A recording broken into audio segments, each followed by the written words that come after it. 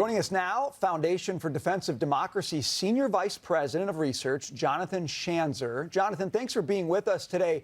You know, we just talked a moment ago about the President of the United States saying Americans are going to send $100 million in humanitarian aid to Gaza. But you're arguing there are a lot of other countries that ought to be lining up first to help with those humanitarian concerns. Make your case.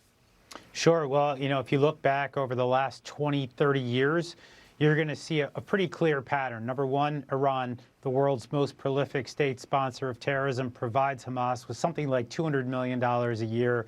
They're the ones who train Hamas, they arm Hamas, and they give them guidance. We know that Iran was involved in the planning and operationalizing of what just happened on 10/7, that slaughter. But they're not alone. They may be the primary patron. We've got others. Let's look at Qatar. This is a country that is supposed to be an American ally.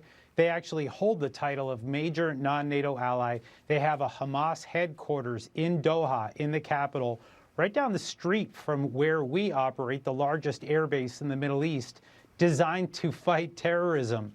They provide Hamas with $100 or more million a year, and probably a lot under the table that goes directly to military operations. Next, you got Turkey. They also have a Hamas headquarters.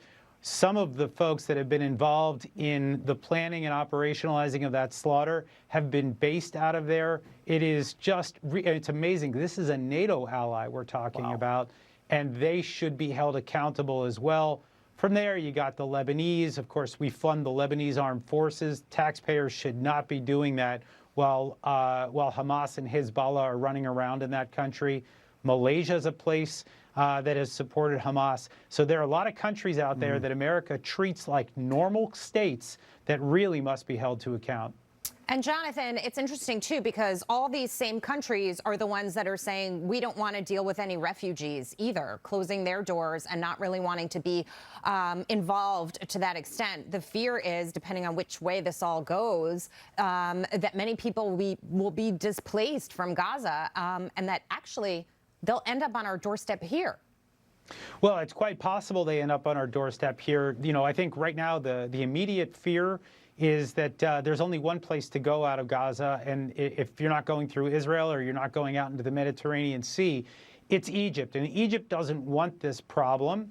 And really, one of the things that I wrote with my colleague Mark Dubowitz at FDD the other day for the Wall Street Journal, Egypt should be calling for a meeting of the Arab League, and the Arab League should be calling upon all of these Hamas patrons, these state sponsors of terrorism, to take in the refugees. It should be their problem, not the regional states that didn't start this problem. It should be on the shoulders of those who've been funding and training and arming Hamas leading up to this massacre.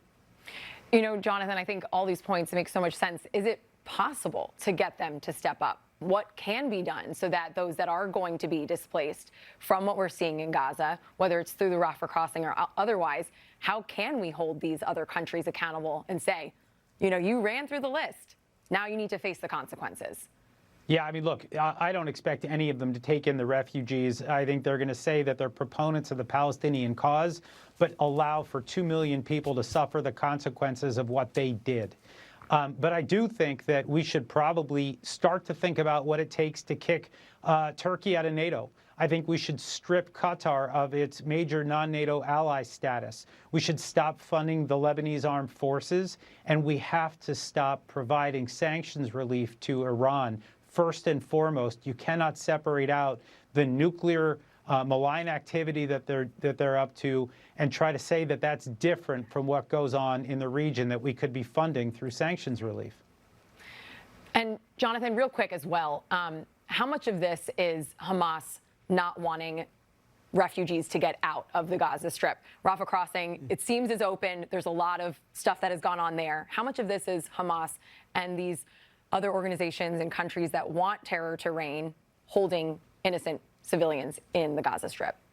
Oh, this is 100% Hamas's strategy. They operate through the use of human shields. I mean, one of the things that I think we'll be finding out about very soon after Israel goes in is that the largest command and control center for Hamas military activities is under the largest hospital in Gaza City, the Al-Shifa hospital. I guarantee you'll be talking about that soon enough. But basically, Hamas has been holding 200 million people, 2 million people hostage for the last 16 years. They've been using them as human shields. Every time they spark a war with Israel, Israel responds very predictably and actually very responsibly.